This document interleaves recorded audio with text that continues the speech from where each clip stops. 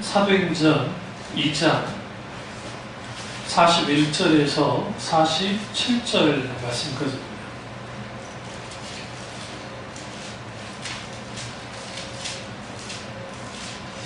네, 43절부터 47절까지만 보겠습니다. 사람마다 두려워하는데 사도들로 말미암아 기사와 표적이 많이 나타나니 믿는 사람이 다 함께 있어 모든 물건을 서로 통용하고 또 재산과 소유를 팔아 각 사람의 필요를 따라 나눠주며 날마다 마음을 같이하여 성전에 모으기를 힘쓰고 집에서 떡을 떼며 기쁨과 순전한 마음으로 음식을 먹고 하나님을 찬미하며 또 온 백성에게 친송을 받으니 주께서 구원받은 사람을 날마다 더하게 하시니라. 아멘. 말씀 제목은 주님이 원하시는 교회입니다. 주님이 원하시는 교회입니다. 오늘은 초대교회의 그 특징에 대해서 사도행전 2장 41절부터 쭉 보시면 47절까지 잘 나와 있습니다. 하나님 말씀이 선포가 됐고 거기에 세례를 받는 사람이 나왔습니다. 그 수가 3,000명이었다라고 성경은 말합니다. 그리고 42절을 보시면 사도들의 가르침을 받았다. 첫 번째 특징이요. 두 번째 서로 교제했다. 두 번째, 세 번째 떡을 뗐다. 세 번째, 네 번째 오직 기도에 힘썼다. 그러니까 우리가 교회가 하나님 앞에 모여서 해야 될 그 일이 뭐냐? 그거는 결국은 그 가르침을 받는 것, 말씀의 가르침을 받는 게 아주 중요하고요. 그 다음에 서로 교제하는 겁니다. 그러니까 교제 없이 신앙생활 하는 사람들 오늘날 너무나 많아요. 교회만 왔다가 가는 사람들, 대다수 상당수가 대형교회에 다니는 사람들이 그렇고 또 좀 중형교회에 다니는 사람들 중에서도 교제 없이 신앙생활 하는 사람들이 생각보다 많습니다. 그리고 등록을 하더라도 어떤 활동 없이 그냥 등록만 해놓고 그냥 교회만 다니는 사람들도 생각보다 많죠. 그것을 좀 이제 이걸 좀 극복하려고 만드는 게 셀이라는 거예요. 셀이라는 게 세포 조직 같은 겁니다. 근데 이거는 이제 원래 우리나라에 그러니까 원래는 이제 쭉 올라가면 웨슬리 목사님을 통해서 이제 됩니다. 그래서 웨슬리 목사님이 속회라는 걸 가장 먼저 합니다. 이 속회는 뭐냐면 오늘날 우리 구역예배와 똑같은데 17세기 영국 사회에서 속회를 하면서 이 사람들의 신앙을 돌봤어요. 그게 이제 그 미국으로 그다음 우리나라로 퍼져오면서 우리나라의 구역예배가 됐고 그 구역예배를 가장 활성화시킨 사람이 분이 조용기 목사입니다. 여의도 순복음교회가 구역예배를 아주 활성화시켰고 그것이 역으로 서양교회에 영향을 줬습니다. G12라고 하는 물론 우리하고는 맞지 않는 분들이긴 합니다만은 그런 분들이 운동을 일으키면서 이제 셀이라는 것을 만들어낸 거예요. 그 셀이라는 게 이제 일종의 교회 안에 작은 교회라고 보면 됩니다. 그러니까 그런 것을 통해서 과거에는 구역예배는 예배만 드리고 끝났다고 한다면 이제는 셀은 같이 활동도 하고 여러 가지 하는 것으로 이제 묶어주는 겁니다. 묶어서 사람들이 신앙생활 할 때 잘 할 수 있도록 하기 위해서 하죠. 근데 이제 그게 한계가 있는 게 모이는 사람만 모여요. 쉽지 않습니다. 그게. 그런 의미에서 이제 교제를 나누는 것. 그러니까 어떻게든 교제를 나누게 하려고 몸부림치는 현대교의 모습이라고 보면 되고 성경은 이 교제가 아주 중요하다고 말합니다. 여기서 서로 교제하는 가장 큰 핵심은 이제 교제라는 그 단어는 그 헬라어로 코이노니아인데 코이노니아라는 뜻은 그 친교하다라는 뜻입니다. 핵심은 예수 그리스도를 중심으로 두고 교제하는 거예요. 그러니까 남성교회, 여성교회, 무슨 구역 해서 자기들끼리 음식 잘 차려서 그렇게 먹고 교제하는 건 참 좋아요. 그런데 이제 이게 뭐가 문제가 되냐면 이제 사람들마다 형편이 다르잖아요. 잘 사는 사람이 있고 조금 못 사는 사람이 있고 그러니까 이제 구역 예배는 집을 돌아가면서 예배를 드리잖아요. 그러다 보니까 자기가 사는 모습을 보이기가 싫은 사람들이 있어요. 잘 사는 사람들이야 너무 잘 살아도 보이기 싫어하는 사람도 있고 또 너무 좀 힘들게 살아도 보이기 싫어요.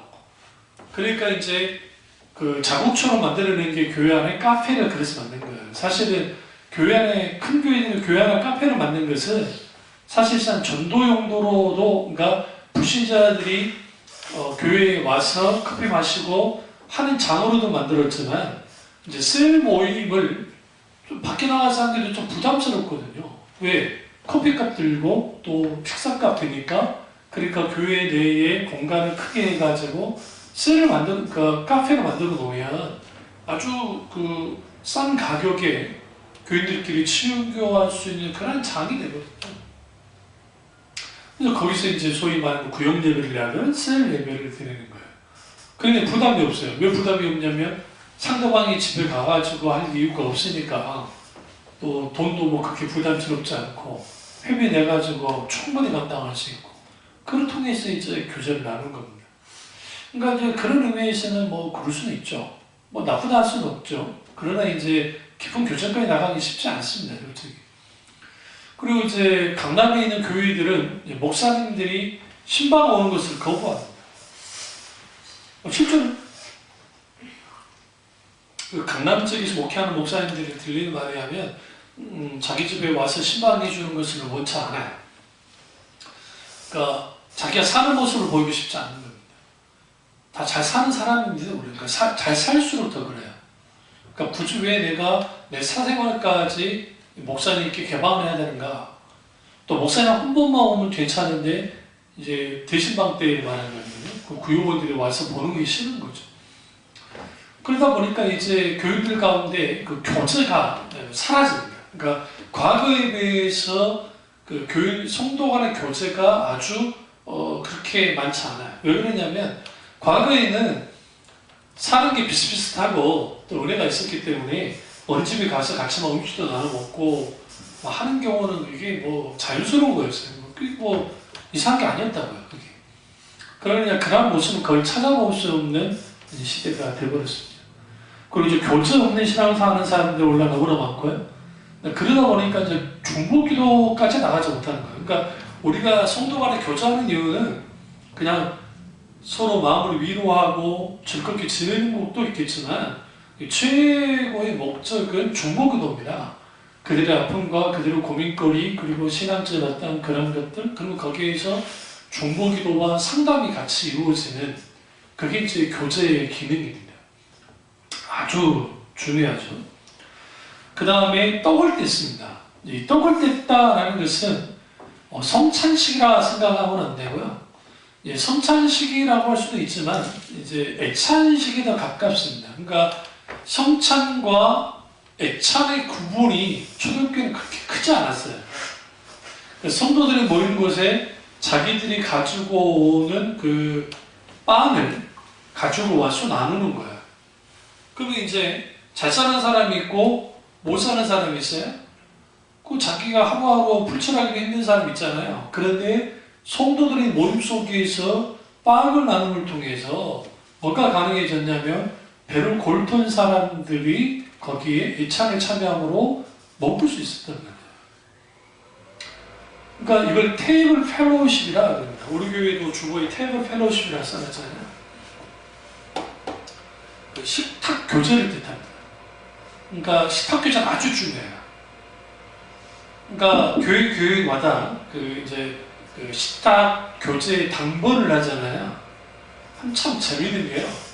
인색한 사람들이 중식을 준비할 때와 그리고 정말 정성껏 교우들을 섬기려고 준비할 때가 완전히 다르거든요. 거기로부터.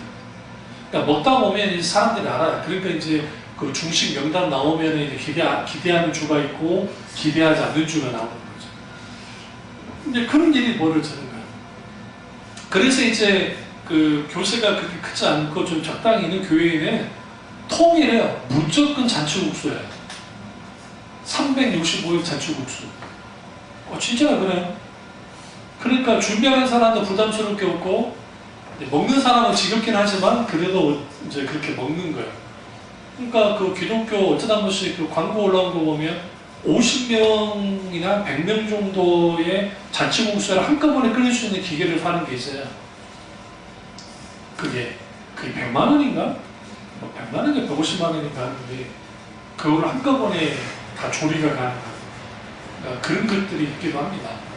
좀 교수가 있는 교회는 그걸 갖다 놓고 하면 편하게 하겠죠. 그러니까 그렇게 십합교제를 나누죠. 십합교제를 나누면 이제 거기에서 같이 밥을 먹으면 이제 거기에서 많은 이제 친해지는 사실이고 이제 그러죠. 그걸 초대교회가 이미 했다는 겁니다. 근데 여기서 이제 재밌는 표현이 있어요. 사도들의 가르침을 받았고, 그다음에 서로 교제했고, 떡을 뗐습니다. 친밀한 교제를 나눴어요. 식탁 교제를 했어요. 근데 여기에 오로지 기도에 힘쓰냐가 아주 중요한 거예요. 오직 기도에 힘썼다. 다시 말하면 말씀 가르침을 받을 때이든 서로 교제할 때이든 떡을 뗄 때이든 그들이 뭐와 연결이 됐다는 거예요? 기도와 연결이 됐다는 게 아주 중요해요. 그러니까 오늘날에는 교제는 이제 젊은 친구들은 교제를 많이 해요.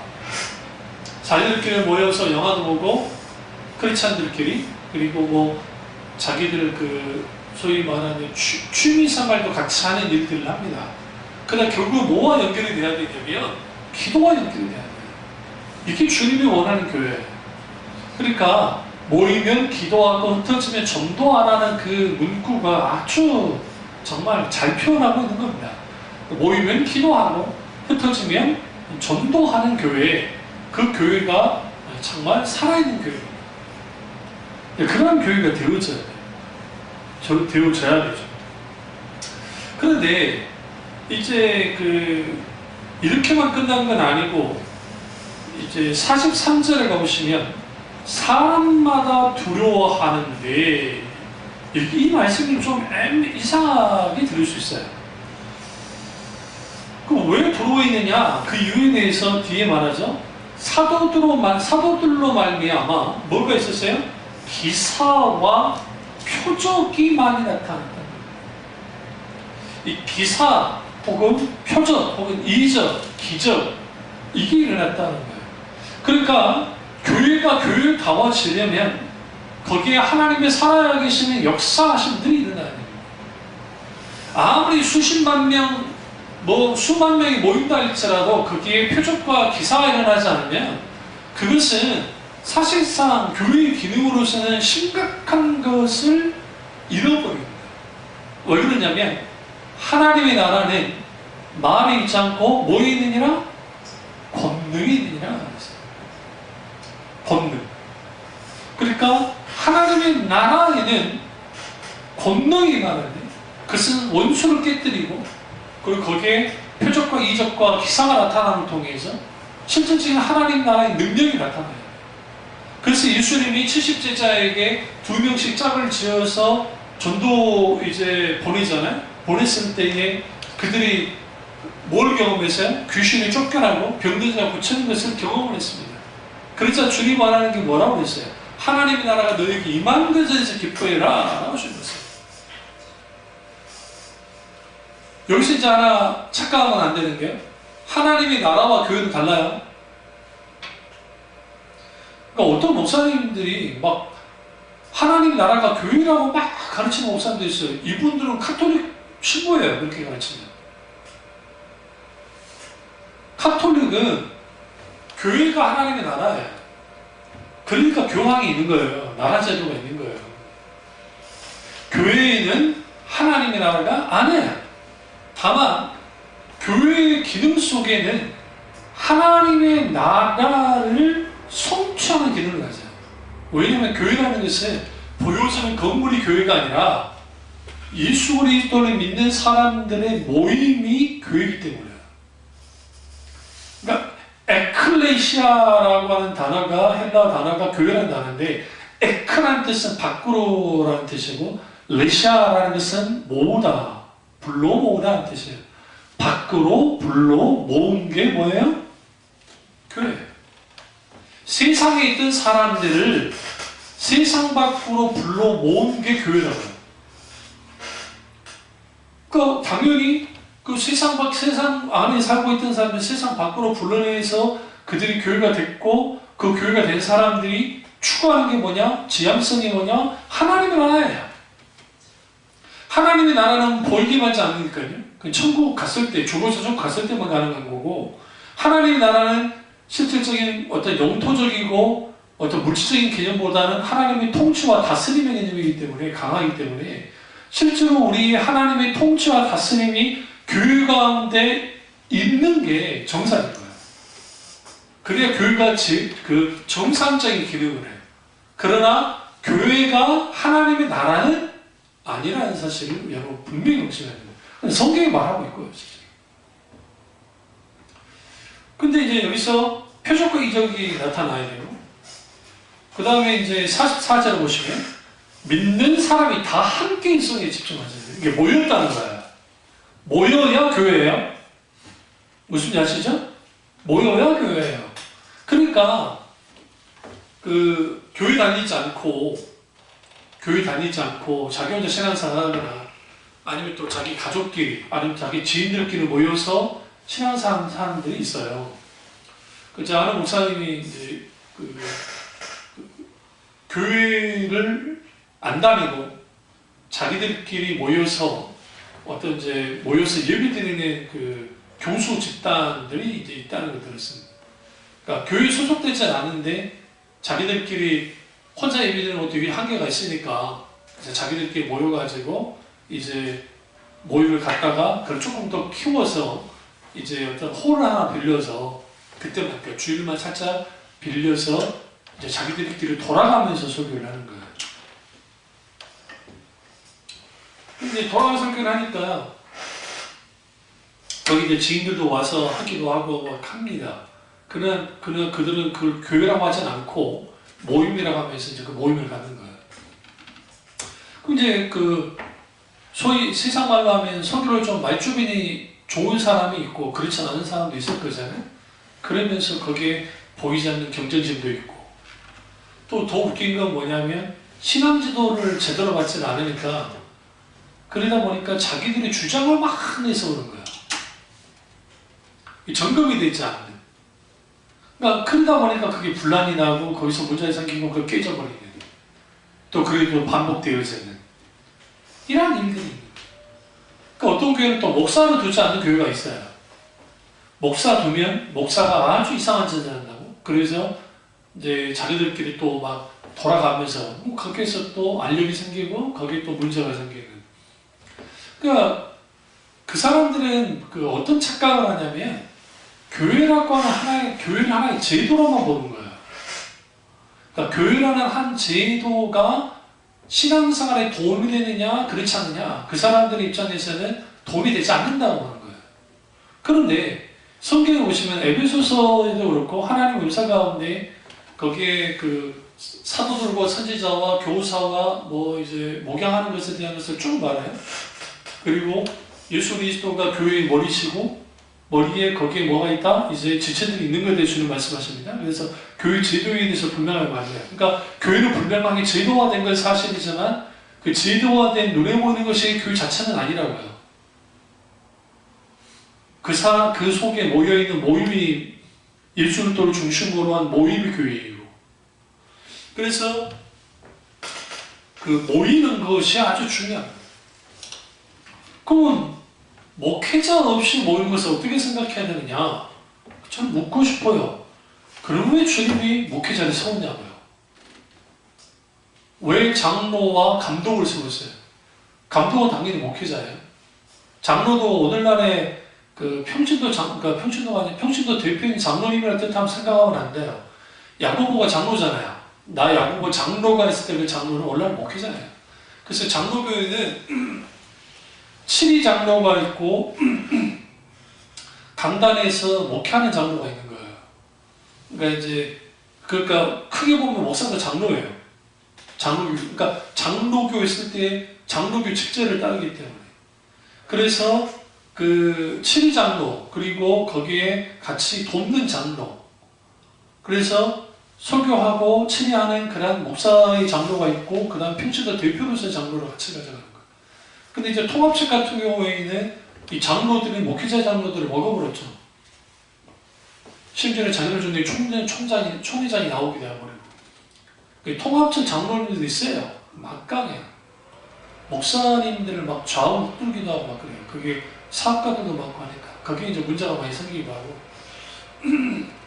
우리 한독체 장로님들은 이제 그나마 좀 더 그러진 않으시긴 한데, 어쨌든, 장로 직제, 목회자에 대한 직제, 이런 모든 것들은 성령의 하나님의 인도 따라서 나온 거예요. 갑자기 뭐 인간이 만들어낸 게 아니라. 그러니까, 집사, 장로, 권사. 그러니까 권사라는 제도는 없어요. 성경에. 솔직히 말씀드립니다. 그건 왜 그러냐면 그 시대가 가부장적인 시대이기 때문에 여자들에 대하여 그렇게까지 호감적이지 않았습니다.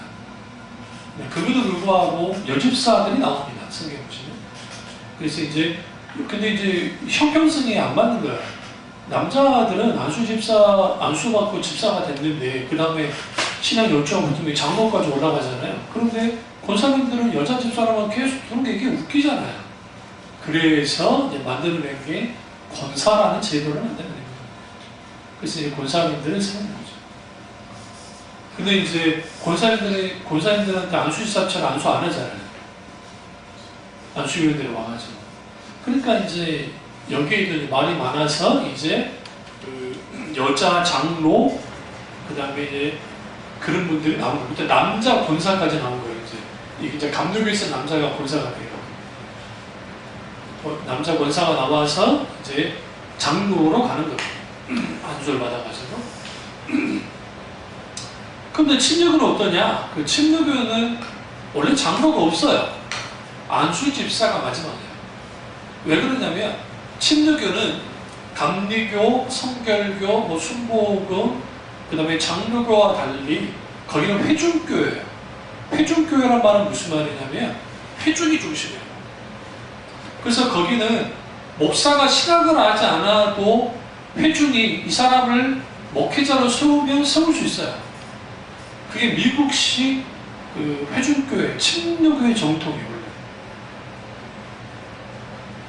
그리고 이제 그 목사님의 목회를 다 하고 내려오잖아요. 그럼 평신도로 돌아와요. 이제 평신도인 거야. 그리고 또 교회 회중이 다른 사람을 목회자로 쓰면 그 사람이 목사를 하는 거죠.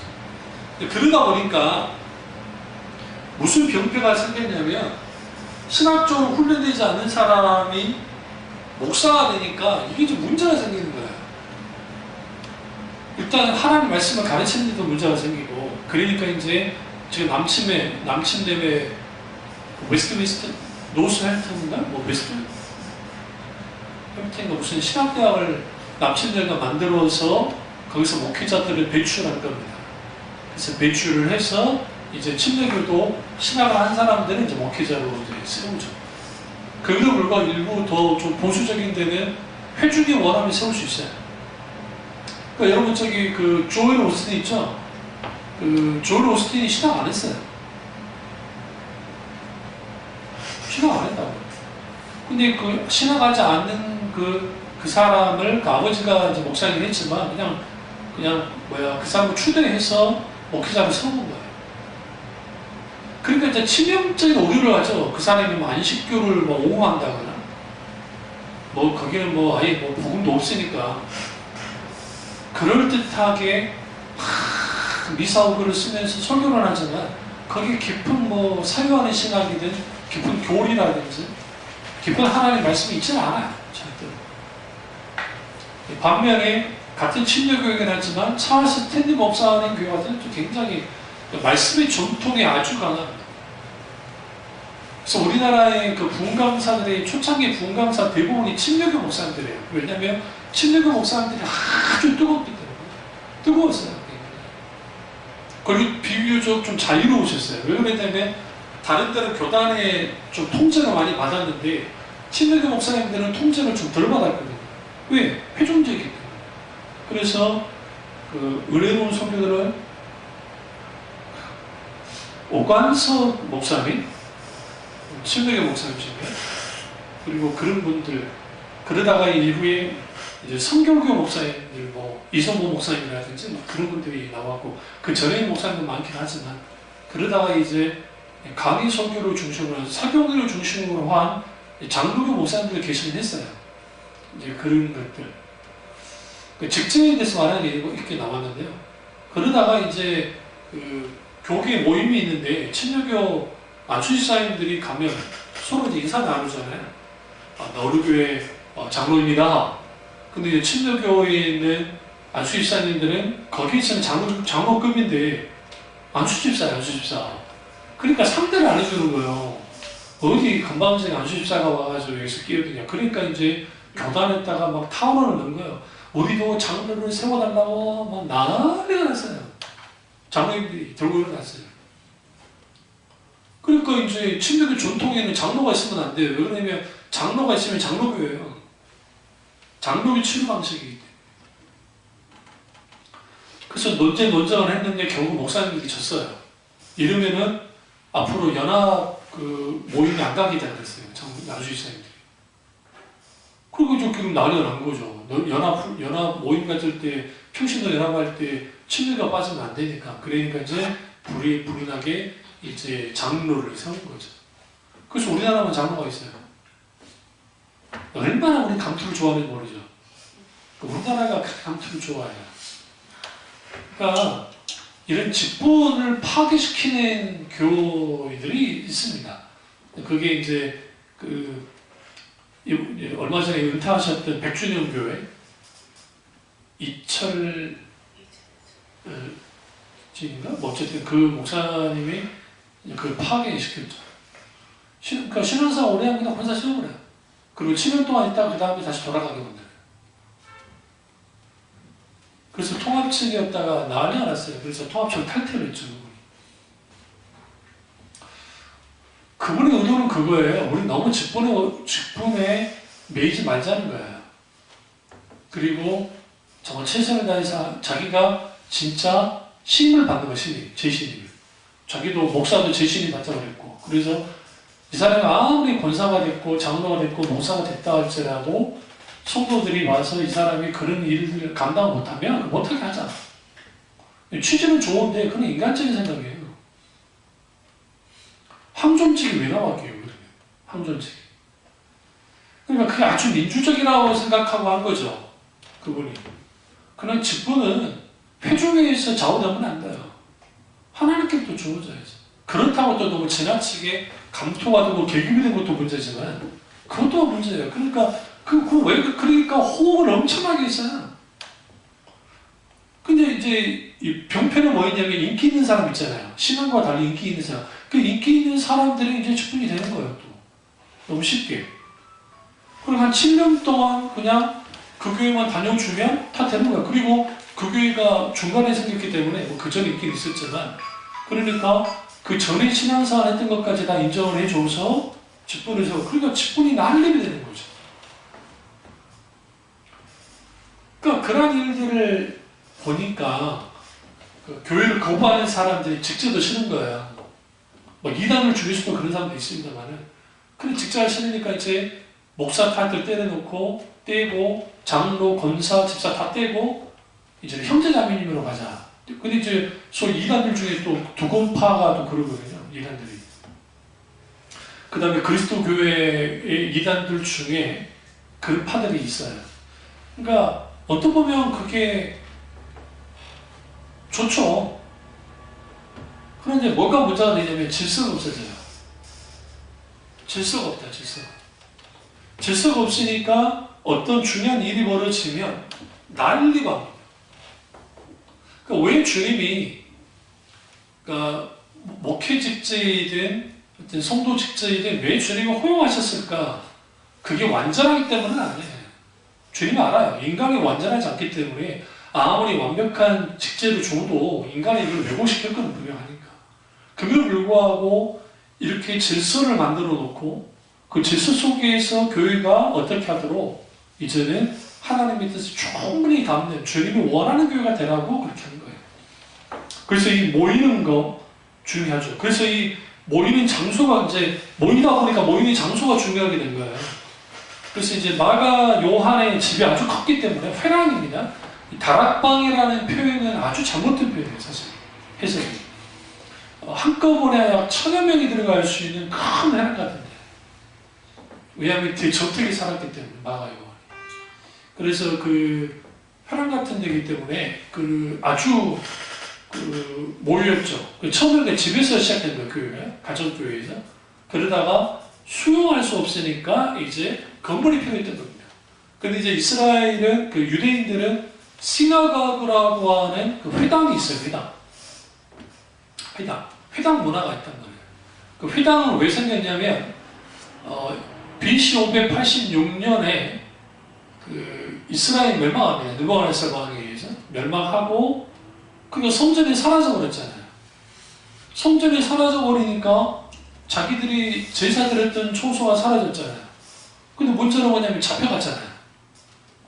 지금의 이란, 이라크 쪽으로 막 잡혀가 버렸단 말이에요. 잡혀가니까 그 사람들이 이제 신앙을 유지할 수 있는 게 안 돼요. 그러니까 이제 뭘 만들었냐면, 이제 경건한 유다 사람들이 시나고그라고 하는 회당을 만든 겁니다.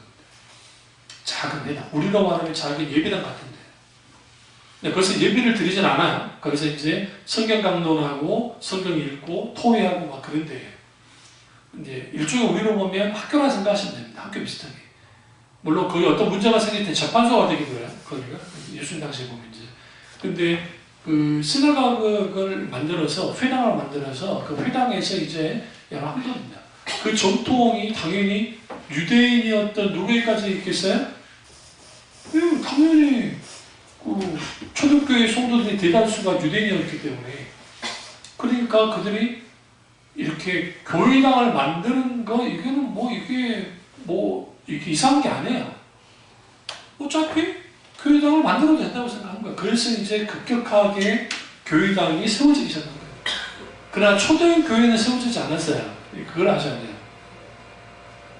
그러니까 우리가 라오디가 교회, 무슨 서머나 교회 할 때에 우리가 이제 성지순례, 소아시아 성지순례 가면 에페소 지역에 에페소 교회가 있는데, 당연히 지금 자네만 남았겠죠? 그럴싸하게 세워진 것은 기독교가 국교화 이제 되면서, 또 로마의 국교화 되면서 만들어진 거예요, 크게. 원래 있던 게 아니에요. 그러니까 성경에서나 말했던 서머나 교회, 라오디가 교회, 두아테라 교회, 사두 교회 하는 것은 한 교회를 말하는 게 아니라 사데라는 지역에 있는 교회들, 라오디게아라고 하는 지역에 있는 교회들을 말하고, 고린도 교회도 마찬가지입니다. 고린도 교회도 고린도 지역에 있는 교회들이에요. 이쪽에. 그러니까 그런 교회들이 이제 예배당을 지어서 이제 한 거죠. 근데 이제 문제는 뭐냐면, 그 모임이 예수 그리스도를 중심으로 해서 사랑의 교제를 중심으로 한 모임이면 괜찮은데, 이게 이제 왜곡되는 거예요. 그래서 그 모임에서 이제 교회의 타락이 직결되어지는 거예요. 그렇게 보면 되고요. 그 다음에 이제 또 하나는 모든 물건을 서로 통용했다라는 게, 이거는 이제 특수 상황이니까 이게 가능했던 거예요. 어떤 특수 상황이었냐면, 오순절 이후에 성령이 임했고, 소아시아 지역에 있던 헤라파 유대인들이 자기 집 고향으로 돌아가지 않고 일단 예루살렘에 머물러 버렸다. 그러니까 이 사람들이 한두 달 버틸 만한 절기시키러 왔다가 기간이 막 5달, 6달은 그럴 수 있잖아요. 돌아가는 사람도 있겠지만. 그러다 보니까 물건이 모자라니까 그 유대 지역에 살고 있는 크리스찬들이 뭐 하는 거예요? 자기들의 물건을 내놓기 시작한 거예요. 헌물을 한 거예요. 하나님께. 그래서 그걸 통해서 통용한 거예요. 이런 전통이 오늘날에도 있어요. 이제 이어진 게 뭐냐면, 여전도회를 중심으로 한 이제 바자회 같은 거. 그게 오히려 이제 거기에 좀 가까워요. 근데 이제 이 여전도회 바자회가 많이 변질이 돼가지고 오늘날에는 순수하게 성도들이 아나바나 운동, 아껴쓰고 나눠쓰고 하는 그런 걸로 하면 괜찮은데, 이제 어느 시점 되어지면 이제 전문 장사꾼들이 끼어듭니다. 그러니까 어느 교회들 막 바자회 때 가보시면 딱 보면 그러면 그 끼어든 사람 누구냐? 그 교회 교인일 수도 있고 지인일 수도 있고 해서 와서 이제 취지는 좋은 거예요. 어떤 취지냐면 그래도 이걸 통해서 수익을 내서 불이익도 돕고 하겠다. 근데 이제 근데 사실은 어떤 정신이 딱 사라졌냐면 일종의 장사가 돼요. 또 생각보다 싸지 않아요. 왜 그러겠어요? 전부 장사꾼들이 끼어드니까. 그 사람들은 자기들에게 뭐가 필요해요? 이윤이 필요하잖아요. 왜 안 필요하겠어요? 이윤이 필요하니까 이를 보고는 뭐 수익을 내가지고 불이웃이나 돕는데 내놓을 줄 모르지만 사실 그 사람들은 자기들 제국돌이를 하기가 아주 좋기 때문에 손해볼 게 하나도 없어요. 현금화 시킬 수 있어요. 그러니까 교회들이, 큰 교회들이 그런 것들을 해요. 이거하고는 전혀 다르죠. 정신이 딱 달라져. 그러니까 순수하게 정말 교인들이 힘을 모아서 그렇게 해서 하는 거는 정말 할만해요. 박수 쳐줘야 돼요. 그게 아닌 경우가 굉장히 많아져 버렸어요. 그리고 심지어 이제 45절을 보시면 재산과 소유를 팔아 각 사람 필요를 따라 나눠줬습니다. 그러니까 물건을 서로 통해 가면서 막 서로 나눠 썼다는 것이고, 이게 이제 정말 진정한 헌신이죠. 이 대표적인 인물이 바나바입니다. 이 바나바가 전재산을 하나님께 드려요. 뭐냐면 그 어마어마한 숫자, 갑자기 3,000명이 몰려오고 갑자기 5,000명이 몰려오고 수만 명이 넣어버린 거예요. 그러니까 이 사람들을 계속적으로 뭔가 돌볼 수 있는 게 돈이 없으면 안 되니까. 그러니까 이 사람들이 그렇게 해서 초대교회가 세워진 거예요. 한국교회에요, 이렇게 막 좀 커졌던 교회들의 특징이 뭐냐면 헌신했던 평신도 사업가들이 많습니다. 생각보다. 또 그런 분들에 의해서 교회들이 커졌고, 가까이 동방교회도 마찬가지고요. 어떤 장로님의 헌신에 의해서 되어서 그래요. 또 저 건너편에 있는 그 은혜교회, 저 대방동에 있는 은혜교회도 그 장로님 한두 분인가 그 헌신에 의해서 그 교회가 지어졌고요. 그 외에도 많습니다. 오륙교도 마찬가지고, 그런 분들이, 사업했던 그러한 분들이 하나님 앞에 큰 은혜를 받고 그렇게 헌신 봉사에서 세워진 교회들이 많아요. 그런 것처럼 초대교회에도 그런 교회들이 있습니다. 그러니까 그렇게 교회가 이루어졌어요. 그러면서 이제 46절에 달마다 마음을 같이하여 성전에 모이기를 힘썼다. 여기서 성전은 어디죠? 예루살렘 성전이에요. 그럼 예루살렘 성전에 들어가서 뭐 했을까요? 제사 드렸을까요? 여러분, 이 제사를, 초대교회 교인들이 제사를 드렸을까요? 안 드렸을까요? 여러분 생각에? 아니에요. 처음부터 없어지진 않았을 거예요. 왜 그러냐면, 이 복음에 대하여 이게 완전히 확립된 것은 사도 바울 때문에 확립이 돼요. 그러면 예수님 동생 야고보 장로에 의해서 확립이 돼요. 그러니까 그 사도들은 그렇지 않았다 할지라도 그 정통파 유대인으로서 예수를 믿게 된 사람들이 제사를 한 번에 갑자기 다 끊는 경우는 없었을 거예요. 만약에 그 행동을 했으면 즉각적인 엄청난 핍박이 있었을 겁니다. 그래서 안식일을 지키는 것도 한동안은 유지가 돼요. 그럴 수밖에 없는 게 자기들이 있었던 신앙의 전통을 한꺼번에 탁 깬다는 게 쉽지 않아요. 그래서 성경에 안식일 무슨 날에 말은 나와, 사도행전도 나와요. 그래서 여러분이 자세히 안 봐서 그러는지 나온단 말이에요. 그러나 이제 이후에 교회가 이제 세력을 키우고 일단은, 그리고 복음에 완전히 이제 정립이 되면 이제는 제사 제도가 아예 상관이 없다는 것을 분명히 알게 될 거예요. 왜? 예수 그리스도가 십자가에서 단번에 제사를 드렸기 때문에 이제 제사 지내지 않죠. 그러면 성전에 들어가서 하는 일은 뭐예요? 기도하는. 그래서 사도행전 지금 3장 보시면 3장 1절에 제9시 기도 시간에 기도로 들어간 거예요. 당연히 날마다 마음을 같이 성전에 모으기를 힘썼다는 것은 날마다 기도가 들어간 거예요. 누가? 그리스도인들이. 그리고 이제 집에서 떡을 떼면, 이게 재밌는 표현입니다. 당연히 교회당이 없었기 때문에 이 당시에는 아직. 그 다음에 기쁨과 순전한 마음으로 음식을 먹었어요. 성찬식과 애찬식이 혼용되어 있습니다. 초대교회를 보시면. 그리고 이제 47절이 아주 중요한데요. 하나님을 찬미하며 찬양이 있다는 거예요. 그러니까 여러분, 이런 사람도 있어요. 교회에서 그 예배에 참여하면서 찬양이 뭐 그렇게 힘든지 뻐끔뻐끔 하는 사람도 있어요. 절대로 찬양이 안 자라나요. 그러니까 신앙이 안 자라나요.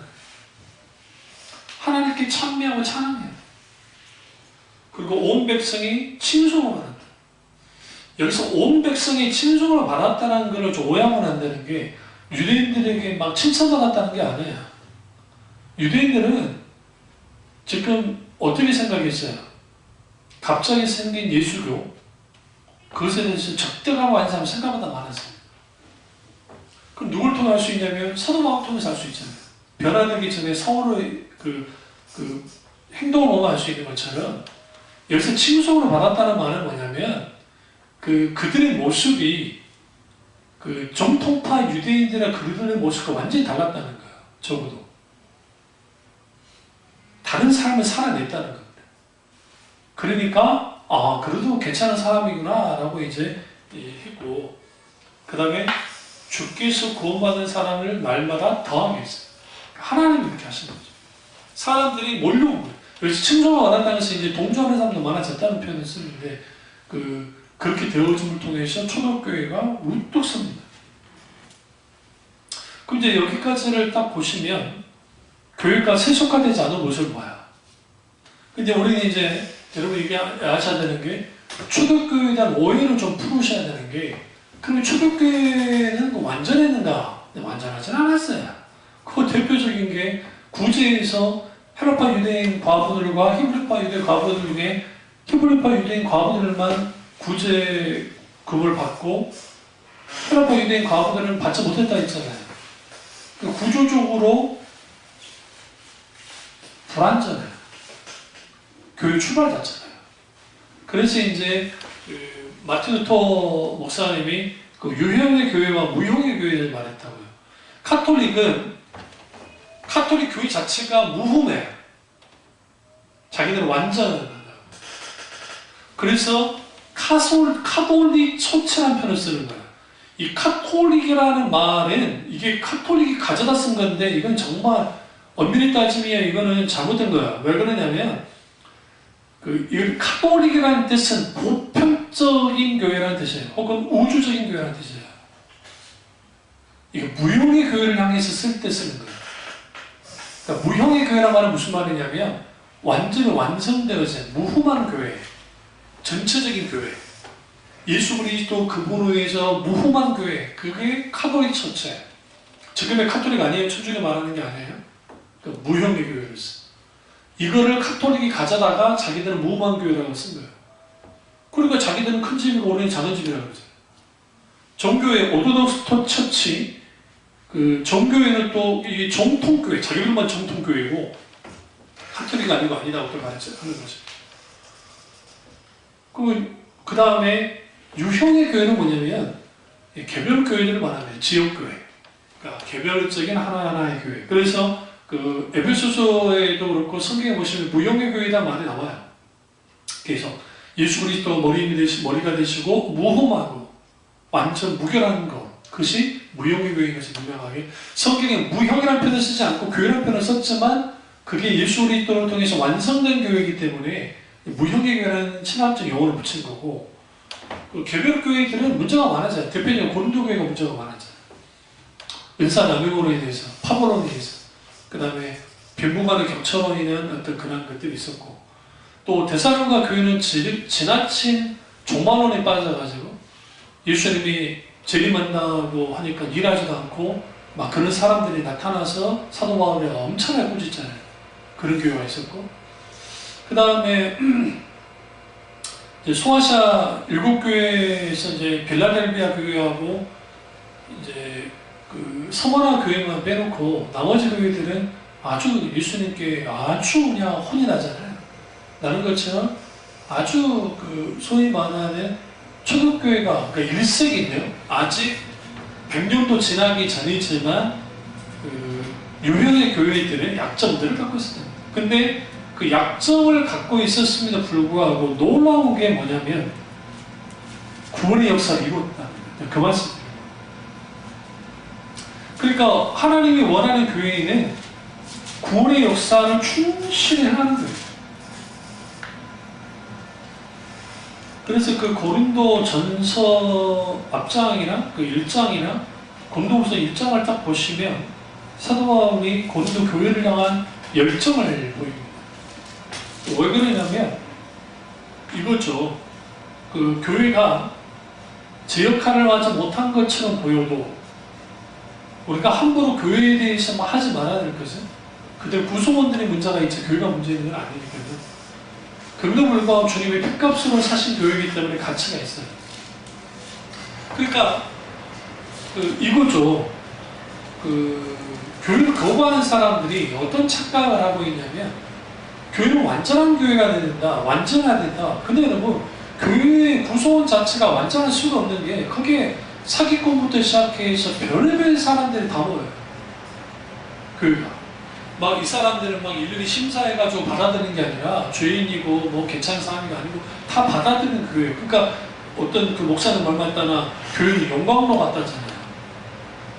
그 영광로에 집어넣어서 그 부수머리 절거대에서 나오는 게 교회예요. 그런데 그런 사람들이 많이 나와주면 괜찮은데 그게 가능하려면 회심의 역사가 자주 일어나야 되고 거기에 십자가 복음의 능력과 성령의 놀라운 강력한 역사가 나타나 그런 일이 벌어져요. 그런데 한국교회가 하나님의 부흥이 이제 부흥으로부터 멀어졌고 실질적인 복음의 역사가 나타나지 않으니까 이게 이제 인간 군상들만 남은 거죠. 그럼 그렇다고 해서 결국 교회에 하나님 역사가 없는 겁니까? 그렇게 보면 큰 오산이라니까요. 고린도 교회 같이 문제 많고 라오디아 교회 같이 문제가 많은 교회라 할지라도 꾸역꾸역 어떻게 해요? 예수님이 라오디아 교회처럼 문을 두들기고 들어가서 그들을 바꾸고자 하신답니다. 그게 교회예요. 그러니까 하나님은 절대로 버리지 않는 게 있는데 그게 뭐냐? 하나님의 교회예요. 왜요? 교회의 탄생은 예수 그리스도의 십자가로 말미암아 탄생이 됐기 때문에 실질적인 시작은 성령님의 강림, 성령 강림의 시작이 됐지만 그러니까 당연히 교회의 머리는 그리스도이시고 우리는 구성원이에요. 근데 그 구성원이 문제를 일으킨다 할지라도 교회의 머리가 예수 그리스도 그분이시기 때문에 그 교회는 뭐예요? 계속적으로 살아서 하나님의 나라가 임할 때까지 예수님의 재림할 때까지 가는 거예요. 건물이 가는 게 아니에요. 교회가 예수를 중심으로 한 그 모임이 공동체가 계속 예수 공동체를 가는 거예요. 그 예수 공동체가 충분히 하나님의 의중과 하나님의 나라의 방향성을 담고 갈 때 그게 주님이 원하는 거예요. 그 모습을 그나마 보여준 게 예루살렘 교회입니다. 오늘 본문을 읽었다. 그러한 교회를 목표로 우리 교회가 세워졌는데 그게 쉽지가 않죠. 왜 그러냐면 여러 약점, 여러 감이 있기 때문에 그렇습니다. 그래서 우리가 주님이 원하는 교회, 그런 교회가 되게 해달라고 우리 교회가 참여 주관이 되게 해달라고 기도하지만 그런 교회가 나아가는 그런 은혜가 있기를 주님의 이름으로 축원합니다. 기도하겠습니다. 기도하실 때 오늘 이